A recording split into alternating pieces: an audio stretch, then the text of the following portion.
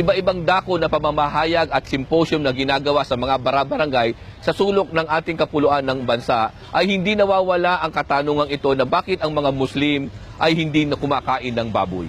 Isa lang po ang matibay na kadahilanan kung bakit ang mga Muslim ay hindi kumakain ng baboy. Sapagkat kaming mga Muslim, kung ano po ang iniutos ng dakilang tagapaglikha ng Allah subhanahu wa ta'ala, pag sinabi ng Allah, bawal ang baboy, susunod po at susunod ang bawat individual na mananampalataya kung talagang tunay na kumikilala siya sa Diyos na tagapaglikha. Hindi lamang baboy ang ipinagbawal sa aming mga Muslim, no po, kundi pati ang dugo, may tata, yung mga marurumi, ganun din po yung double dead. So nakalagay po sa banal na Quran na siyang referensya. Ito po ang pagkakaliwat naman, Deuteronomo 14, talatang 8. Ito ang pagkakasabi po, tinan nyo ang ganda-ganda.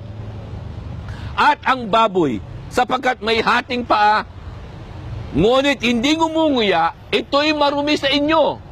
Huwag kayong kakain ng karne ng mga iyan. At ni ang bangkay nila'y huwag nyong hihipuin. O ayan, inulit ng Diyos. Sa inyong Biblia mismo ang pagbabawal.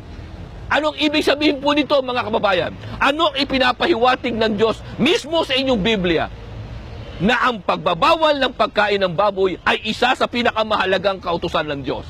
Ang tanong natin ngayon dyan, yan ba ay inutos sa inyo? Itinuro sa inyo ng inyong mga parit pastor at mga ministro ng sektang kinyong kinaaniban ang pagbabawal ng pagkain ng baboy? Kung hindi, ibig sabihin yan, tandisan, ngayon pa lamang, tandisan pa lamang, na kayo ay pinababayaan ng inyong mga leader, ha?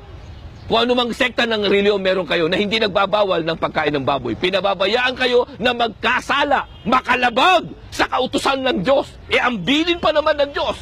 Kapag ikaw ay may inutos sa iyo ang Diyos, huwag mong dadagdagan ni babawasan.